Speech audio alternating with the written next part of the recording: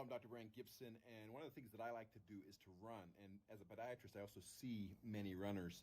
And one of the big reasons that people come into my office is for a condition called a runner's toenail. A runner's toenail typically will happen to the second toe, but sometimes will happen to the great toe, big toe.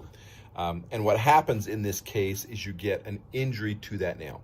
This could present as a discoloration of the nail, like a darkening of the nail, or even a black discoloration of the nail.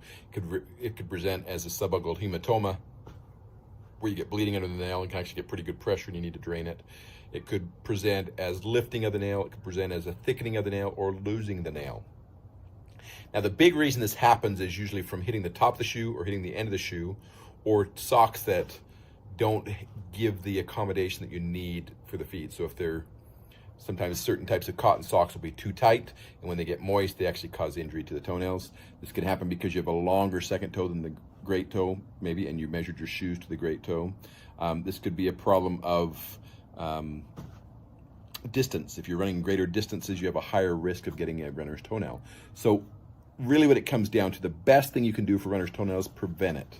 If you prevent it, keep it from happening, then you don't have to deal with it. If it starts to happen, then you treat subungual hematoma if that's it. You treat the nail if that's the problem. If you lose the toenail, you protect the toe while the area heals. Really just treating it so that you can actually continue to do your activities is the key.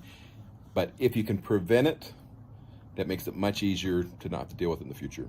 This is Dr. Brent Gibson. This is your Podiatry Tips Day 350, the runner's toenail. And truthfully, if you can prevent it, that's what you should be doing. And if you can't, there are things that can be done, and sometimes you should be seen by a doctor to make sure that you don't have significant injury